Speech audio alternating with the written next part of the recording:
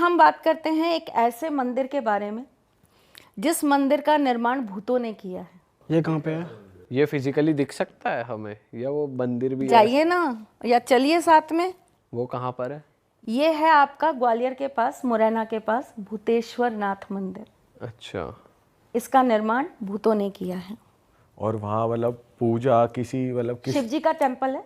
अच्छा। हाँ, शिव जी का टेम्पल है और उनका जो निर्माण है वो एक रात में भूतों ने किया है। तो मैम इस बारे में वो जो उस एरिया के लोग हैं वो कहते हैं या फिर कुछ एक प्रमाण भी है? और प्रमाण भी हैं, वहाँ के लोग भी कहते हैं, और आप जब वहाँ जाएंगे तो आपको वो एनर्जी वहाँ समझ में आएगी। मतलब वहाँ मोस्टली नेगेटिव एनर्जी है? नेगेटिव एनर्जी नहीं, देखिए वहाँ जो एनर्जी है ना वो ऐसी है कि वो एक सामान्य रूप से संभालना हर किसी के बस का काम नहीं है। तो वो समझ में आती है जब आप उस फील्ड के व्यक्ति हैं, आप उन चीज़ों को टच कर पाते हैं, आपके पास वो यंत्र हैं जिनसे आप पता कर सकते हैं कि ये यहाँ पर जो चीज़ें हैं वो किस लेवल की हैं, सात्विक है या इस ऐसी भूत प्रेत ये वाली योनि की हैं, तो आपको पता चलता है कि यहाँ है तो कुछ गड़बड़।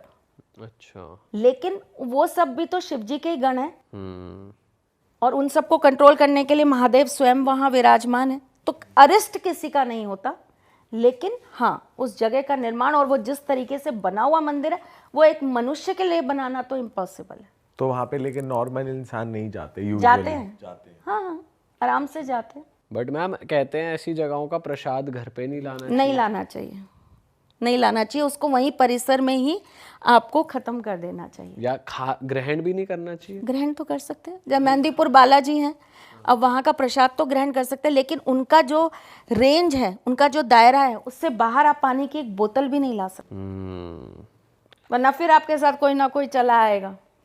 मेरी फ्रेंड के हस्बैंड ले आए थे गलती से, तो उनके साथ सच में आ गई थी। मैम क्या हुआ था एक बार बताओ। वो उनको पता नहीं था, उनको किसी ने विचलित कर दिया, तो वो क्या है कि वहाँ से पानी ले आए, बोतल पानी की, बालाजी से। हाँ बालाजी से। और जैसे अपना होता है, अपन जा रहे हैं तो अपन सोचते हैं ट्रैवलिंग में एक बोतल रख ही लेते हैं पानी की खरीद के, तो उस क्षेत्र से वो बाहर ले आए। अब उसके बाद उनको एक लेडी दिखने लगी हर रोज रात को। अच्छा। और वो इतने परेशान हो गए, इतने परेशान हो गए, फिर हार के उन्होंने एक दिन कॉल किया मेरे यहाँ पे कि ऐसी ऐसी बात है और ये भ्रम नहीं है, एक दिन का भ्रम होगा, 2 दिन का होगा, 3 दिन का होगा, रोजाना यही चीज़ें हो रही हैं, तो ये भ्रम नहीं है। तो उनसे पूछा कि भाई आप रिसेंटली अभी क्या किया आपने ऐसा, क्योंकि ये चीज़ें ना कभी भी ऐसे नहीं आएंगी आपके साथ, कोई ना कोई आपकी तरफ से चीज़ें गड़बड़ हुई होंगी तभी आपके साथ आती हैं, वरना ये आपको कभी नहीं छेड़ते, इनके अपने बड़े सिद्धांत होते हैं। तो उन्होंने कहा कि मैं मेहंदीपुर बालाजी जाके आया, फिर भी मेरे साथ ऐसा हुआ। मैंने कहा मेहंदीपुर बालाजी से कुछ लेकर आए? बोले हाँ बस पानी की बोतल लेके आया। मैंने कहा गड़बड़ कर दी। मैंने कहा वापस जाइए साहब, प्रसाद चढ़ा के आइए, वहाँ रहिए, बाबा को सॉरी बोलिए, सब करिए, क्रिया होती है वो पूरी क्रिया करके आइए। मैम थोड़ा ना उस मंदिर के बारे में और बताइए, मैं जानना चाहता हूँ। जो आपने बोला कि भूतों ने ही बनाया, आप कह रहे वो एक मनुष्य नहीं बना सकता, तो क्या उसका इंफ्रास्ट्रक्चर बहुत अजीब है, बहुत बड़ा है? सीमेंट नहीं लगा उस मंदिर पे, उस पे सीमेंट नहीं है, पत्थर के ऊपर पत्थर रखकर टिका हुआ मंदिर है वो। अच्छा। किसी भी मनुष्य के लिए पॉसिबल ही नहीं है इस तरीके से बना पाना। और ये कितना पुराना बताया जाता है? बहुत पुराना, 200-300 साल पुराना। अच्छा।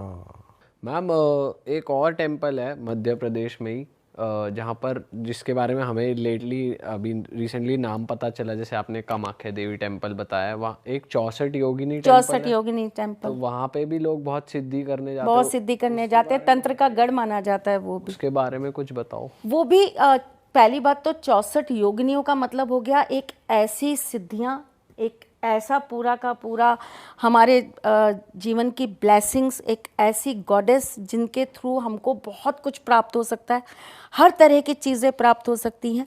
तो सिद्धियों में सबसे बड़ी सिद्धियाँ यही हैं 64 योगिनियाँ, उनका मंदिर और एक ही जगह पे व्याप्त मंदिर, तो वो तो गढ़ हो गया आपके लिए परम शक्तियों का। वहाँ जाकर जब तंत्र की या किसी भी सिद्धि की साधना की जाती है तो वो तुरंत सिद्ध हो जाती है। देखो मंदिरों का मतलब क्या होता है, एक ऐसी जगह, एक ऐसी डिवाइन पावर जहाँ जाकर नॉर्मली जो और जगह काम नहीं हो रहा, वहाँ जाकर आपका वो काम तुरंत सिद्ध हो जाए। मंदिर वो जगह है, और जगह से वहाँ का ऑरा बहुत बहुत बहुत ज़्यादा होता है। मंदिर वो जगह है, ठीक। अब बहुत सारी ऐसी जगह हैं, जैसे तारापीठ, ये कहाँ पर है? ये आपका वेस्ट बंगाल में है, ठीक है। माँ तारापीठ, वो तो अपने आप में इतनी बड़ी शक्ति का गढ़ है कि वहाँ पर बैठकर अगर आप साधना करते हैं, पूजा करते हैं, अगर वहाँ पर बैठकर आप अपनी किसी भी चीज़ को सिद्ध करने की कोशिश करते हैं तो तुरंत माँ का आशीर्वाद आपको प्राप्त हो जाता है। मैम, जब हम ये टर्म यूज़ करते हैं कि वो सिद्ध हो गए या आपको सिद्धि प्राप्त हो गई, उसके बाद आपकी बॉडी में या आपके साथ क्या चेंजेस वो फील होते हैं कि आपको लगता है हाँ मैंने मेरी सिद्धि पूरी हुई? क्या ऐसी एनर्जी बढ़ जाती है? क्या मतलब होता क्या है? एनर्जी लेवल बहुत बढ़ जाता है, बहुत हाई हो जाता है आपका एनर्जी लेवल, और आपको ना चीज़ें अपने आप इंट्यूट होने लगती हैं, आपका संपर्क सधने लगता है। एक तरीके से अगर मैं बोलूं तो आप पहले चल रहे थे 1G में, अब आप आ गए 5G में। जंप मारा बट मैम 5G में आने का मतलब भी आपने कोई सिद्धि करी है? नहीं, मैंने तो ठाकुर जी सिद्ध करे। पर मैं वही पूछना चाह रहा हूँ कि क्या वो मन पढ़ लेते हैं या वो क्या ऐसा वो क्या कर सकते हैं अलग? कुछ भी कर सकते हैं, कुछ भी। जैसे कि मतलब क्या? जैसे कि क्या?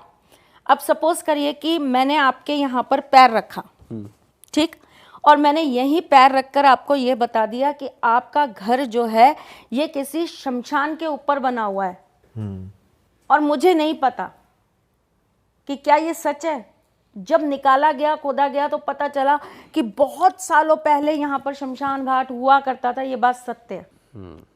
एक ऐसी हिडन चीज जो किसी को नहीं पता, वो जब आपको प्राप्त हो गई, आपको उस चीज के बारे में ज्ञान प्राप्त हो गया, आप समय से बहुत पूर्व और समय से बहुत आगे तक की जब चीजें देख पाने के लिए सज हो जाते हैं, सक्षम हो जाते हैं, तो इसका मतलब आपके अंदर की पावर्स बहुत बढ़ गई।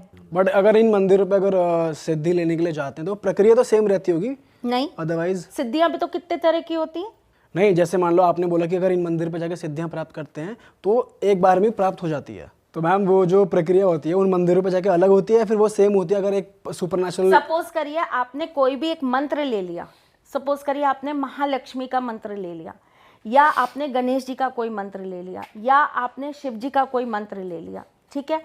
आप उस मंत्र का जाप एक तो अपने घर में बैठकर कर रहे हैं, एक आप जाकर किसी सिद्ध स्थान पर कर रहे हैं। तो आप अपने घर में बैठकर जब उसके लाख या 1.25 लाख जाप करते हैं, तब जाकर आपको उसका 1% अर्न होता है, आप उसका 1% प्राप्त कर पाते हैं। और वहां पर जाकर अगर आपने 2 माला जाप भी कर लिया तो वो तुल्य हो गया किसके? आपके लाख जाप के। ग्रहण की रात्रि में जब हम कोई भी पाठ, जब ग्रहण लगा होता है तब हम कोई भी मंत्र करते हैं, कोई भी सिद्धि करते हैं, तो वो तुरंत सिद्ध कैसे हो जाती है? अमावस्या की रात में कैसे सिद्ध हो जाती है? दिवाली की रात्रि पे कैसे सिद्ध हो जाती है? होली की रात्रि पे कैसे सिद्ध हो जाती है? शिवरात्रि की, जन्माष्टमी की रात्रि पे कैसे सिद्ध हो जाती है? इसका मतलब ये होता है कि उस जगह का फोर्स, उस जगह की एनर्जी लेवल जो उस समय है वो इतना हाई है कि आप नॉर्मली 1% काम करके जो चीज़ धीरे धीरे धीरे धीरे करके 100 दिन में अर्जित करेंगे, उस 1 घंटे के अंदर आप वो चीज़ तुरंत 10,000 गुना प्राप्त कर लेंगे। और मैम वैसे सिद्धि और वरदान सेम ही होता है या कुछ फर्क होता है इन दोनों में? बहुत फर्क होता है। क्या डिफरेंस क्या रहता है? सिद्धि का मतलब होता है आपने किसी चीज को, एक चीज के पीछे पूरी साधना की, पूरा नियम, पूरा संयम, आपने उसको पूरी तरीके से साधा। जब हम अपने शास्त्रों के अनुसार किसी भी पाठ को करने जाते हैं तो उस पाठ को करने के अलग अलग नियम होते हैं, तो हमें उन नियमों के अंतर्गत काम करना पड़ता है। जैसे कुछ सिद्धियां ऐसी होती हैं जिसके अंदर आप कोई भी वस्त्र धारण नहीं कर सकते, सिवाय एक लंगोट के आप कोई और वस्त्र धारण नहीं कर सकते, ठीक है। आपको नग्न अवस्था में ही वो पूजा करनी पड़ेगी। बहुत सारी सिद्धियां ऐसी होती है जो आपको कमर तक पानी में खड़े रहकर ही प्राप्त होंगी, ठीक है। कुछ सिद्धियां ऐसी होती हैं जिसके अंदर आपको एक ही मुद्रा के अंदर बैठकर ही वो पाठ करना है, एक स्थान पे ही बैठ के पाठ करना है, आप वहाँ से हिल नहीं सकते। बहुत सारी ऐसी पूजाएं होती है जिसके अंदर आप कहीं और का पानी भी नहीं पी सकते। आपने जिस स्थान का पिया है वहीं का पानी पिएंगे, वहीं बैठकर आप सिद्धि करेंगे। अगर आपने जगह परिवर्तन कर दी, स्थान परिवर्तन कर दिया, तो आपकी वो चीज़ भंग हो गई। फिर रिस्टार्ट करो, फिर वापस से रीस्टार्ट करो। ठीक है, तो साधना के अंदर नियम संकल्प बहुत ज़्यादा होते हैं, बहुत ज़्यादा, तब जाकर वो चीज़ सिद्ध हो पाती है। इसको आपको एकांत में करना होता है। साधनाएं आप कभी भी सबके सामने नहीं कर सकते, आपको एकांत में करना होता है। इनकी हर एक साधना की अपनी पर्टिकुलर एक कलर्स कॉम्बिनेशन, एक आपके जो चीज़ें वस्तुएं भेंट करते हैं, वो सब चीज़ें जो होती हैं वो आपकी एक प्री डिसाइडेड होती है कि आप यही करेंगे। जैसे बहुत सारी पूजाएं ऐसी होती है जिसके अंदर अगर आपने पहले दिन एक एप्पल खा लिया तो आप जितने दिन मंत्र जाप कर रहे हैं आपको उतने दिन एक ही एप्पल खाकर उस मंत्र जाप को पूरा करना है। अब आपको भूख लग रही है, आप कितने भी परेशान हो रहे हो, आपका ब्लड प्रेशर चल रहा है, आपकी डायबिटीज़ हो रही है, वॉट एवर इट इज़, आप दूसरा एप्पल नहीं खा सकते या एक केला और साथ में नहीं खा सकते। तो साधना इतनी स्ट्रांग होनी चाहिए, और साधना करने के लिए आप भी इतने अपने आप में स्ट्रांग होने चाहिए। साधना बच्चों का खेल नहीं है, साधना करना इतना आसान नहीं है। साधक जो होता है, जो साधना करता है, उसकी तप इतना बड़ा होता है कि उसके आप औरे में भी उस समय नहीं जा सकते। तो साधना, जब हम किसी को कहते हैं कि ये साधक है, ये साधना कर रहा है, तो उसका जो जोन होता है, उसकी जो चीज़ें होती हैं, इतने नियम संयम है, इतने नियम संयम है जो आप और हम तो सोच ही नहीं सकते। मैम वैसे अगर किसी ने सिद्ध करा हुआ है किसी भी पावर को, तो वो ऐसे कैमरे पे तो कभी नहीं आएंगे ना, कभी बोलेंगे भी नहीं इस बारे में, ओपनली बात करते हैं लोग इस बारे में? पता नहीं, ये उनके ऊपर डिपेंड करता है या उनकी सिद्धि पे डिपेंड करता है कि वो उनको अलाउ करेंगी या नहीं करेंगी। अगर उनकी सिद्धि उनको कहती है कि हाँ मैं तुम्हारा साथ दे रही हूँ, तुम जाओ, तुम्हें प्रोटेक्ट कर रही हूँ, तो करेंगे। बहुत सारे ऐसे लोग हैं, वैसे ज़्यादातर लोग नहीं आते, गुप्त ही रखते हैं ज्यादातर। क्योंकि क्या होता है कि ये जो चीज़ें होती हैं, अगर आपसे भी पावरफुल कोई आ गया तो वो 1 मिनट के अंदर इसको क्षीण कर सकता है। तो बहुत सारी अब आपने बात करी वरदान की। वरदान जो है वो आप भक्ति से, ज्ञान से, और आप अपने नियमित कर्म से भी प्राप्त कर सकते हो। नियमित कर मतलब जो नॉर्मल आप पूजा पाठ कर रहे हो, आप नॉर्मल चीज़ें चला रहे हो, आप अपने ईश्वर के साथ जो अपना संबंध बना रहे हो, उससे भी आप वरदान प्राप्त कर सकते हो। वो मेजरली भक्ति पे आ गया, वो साधना पे हाँ, साधना बहुत अलग चीज़ हो गई। वो एक बहुत हाई लेवल चीज़ है जिसके अंदर आपकी योग आ जाता है, योग क्रियाएं आ जाती हैं, योग आसन आ जाते हैं, फिर उसके बाद मंत्र आ जाते हैं, फिर उसके बाद उन चीज़ों को करने का सही तरीका, सही नक्षत्र, सही समय, बहुत सारी चीज़ों को कंबाइन करना पड़ता है, तब एक साधक साधना कर सकता है। आप अपने यहाँ कितने भी ऋषि मुनियों को देख लोगे, आप अपने यहाँ कितने भी पंडितों पुजारियों की बात कर लोगे, कितने भी एस्ट्रोलॉजर्स और इन साधु संतों की बात कर लोगे, आपको ऐसा मिल जाएगा कि उसने ऐसा किया, उसने औरतों के साथ ये किया, उसने फलाना ढिमकाना काम किया। लेकिन आप किसी भी जैनी मुनि के बारे जी में, मैम कुछ और एक मिस्टीरियस चीज़ के बारे में मिस्टीरियस बताने से पहले थोड़े से अच्छे मंदिर के बारे में बता देती हूँ, क्योंकि आपके यहाँ पर मैंने देखा है बहुत यूथ जुड़ा है, तो कुछ उनके मतलब के भी मंदिर बता देते। एक हमारे राजस्थान में इश्किया गणेश, इश्किया जिसको गर्लफ्रेंड नहीं मिल रही हो वहाँ जाए क्या? जिसकी लव मैरिज नहीं हो रही हो वो वहाँ जाए। अच्छा, पर्टिकुलरली लव मैरिज की बात हो रही है। हाँ हाँ, तो हो जाएगी वहां जाते ही फिर लव मैरिज। चलो फिर ठीक है, ठीक है भाई, ठीक है भाई मेरी तो है ही नहीं, कोई लोंडिया ही नहीं है। तो इश्किया गणेश जी का मंदिर है। ऐसे ही राजस्थान के अंदर एक मंदिर है, टोंक के थोड़ा सा आगे टूवर्ड्स, जब हम कोटा के लिए जाते हैं तब, वो एक बहुत छोटा सा देवी माँ का मंदिर है। और उस मंदिर की विशेषता ये है कि अगर वहाँ पर जाकर आपने अपनी कोई मनोकामना बोली, वहाँ पे पर्ची पे लिखनी पड़ती है वो मनोकामना, वहाँ पर लिख दी, तो जब शाम की आपकी आरती होती है तब माता रानी का फूल अगर आपका गिर गया आपकी अर्जी पे, तो इसका मतलब आपका वो काम होना ही होना है। और मैंने बहुत बार लगवाई है और मुझे उसका रिजल्ट एकदम 100% मिला है।